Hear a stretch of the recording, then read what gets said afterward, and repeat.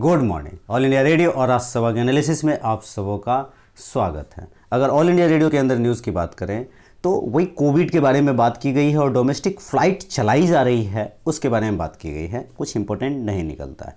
Next देश देशांतर के अंदर बात करें तो कॉमर्शियल प्रॉपर्टी के बारे में बात की गई है। हालांकि इसका सिचुएशन हम लोग अच्छी तरह से समझ रहे हैं कि किस तरह से स्लो डाउन में जाएगा, तो कुछ ऐसे पॉइंट्स नहीं निकलते हैं जो हमारे लिए इम्पोर्टेंट हो। नेक्स्ट बात की जाए तो द बिग पिक्चर के अंदर हांगकांग के बारे में बात की गई है, इसको डिटेल में एनालिसिस करेंगे। तो चलिए डिस्कशन स्टार्ट करते हैं। असल में हांगकांग में क्या हुआ है कि चाइना, पहले कंटेक्स्ट समझ लेते हैं उसके बाद आते हैं। चाइना ने क्या किया है, चाइना में नेशनल सिक्योरिटी लॉ लाया है, मतलब चाइना ने लाया है हांगकांग के लिए। और हांगकांग के लिए लाना, अब देखो इसके थोड़ा बैकग्राउंड पे जाएंगे तो आपको समझ में आ जाएगा। अब देखो चाइना क्या है कि जो हांगकांग है, हांगकांग बना कैसे, पहले ब्रिटिश एरा का हांगकांग हुआ करता था, लेकिन 1997 के आसपास ये चाइना आ गया और वन नेशन टू थ्योरी की बात हो गई यहाँ पर। मतलब हांगकांग खुद का रेगुलेशन खुद के अनुसार करेगा, चाइना मतलब एक नेशन एक जगह दो देश, इस तरह की बातें आप समझो। तो अभी क्या किया है, अभी नहीं कुछ दिन पहले और याद करो तो 4-5 महीने पहले अगर आप कंटिन्यूटी में होगे तो आपको याद होगा कि बहुत ज़्यादा प्रोटेस्ट हुआ था। कहाँ? तो हांगकांग में प्रोटेस्ट हुआ था। तो हांगकांग में इसलिए प्रोटेस्ट हुआ था क्योंकि वहाँ पर सेपरेशन किया जाता था फ्रीडम ऑफ स्पीच का, और जो एक्स्ट्रा एडिशन, मतलब अगर कोई क्राइम हांगकांग में किसी ने किया तो उसका ट्रायल चाइना में होगा, ये था। तो ये बहुत बड़े लेवल पे प्रोटेस्ट हुआ। चाइना ने इसको बहुत दबाने की भी कोशिश की।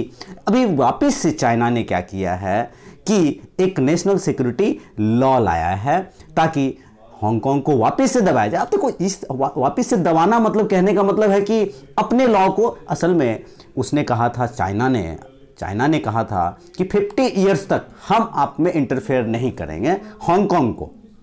लेकिन यहाँ पे हुआ क्या, अभी तुरंत 22 साल 23 साल में ही एक इनको रेगुलेट करने की बात करने लग गया। तो जाहिर सी बात है इसकी सॉवरेनिटी जा रही है। ऐसा कर क्यों रहा है चाइना?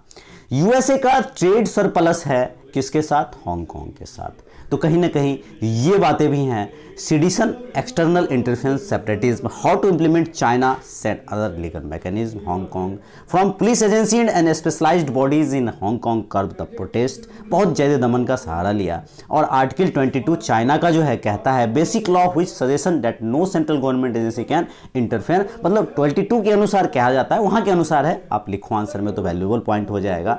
आप इंटरफेयर नहीं कर सकते हो। Under Hong Kong special administrative region they have promised for 50 years. अभी जो बात हमने कही वही बात यहाँ पे लिखी हुई है। बेसिकली यहाँ पर क्या है कि China is trying to curtail the freedom of speech और एक्सप्रेशंस को कर्व करना चाहता है, और इंडिपेंडेंट जुडिशरी भी नहीं होने देना चाहता है, खुद के अंदर रखना चाहता है।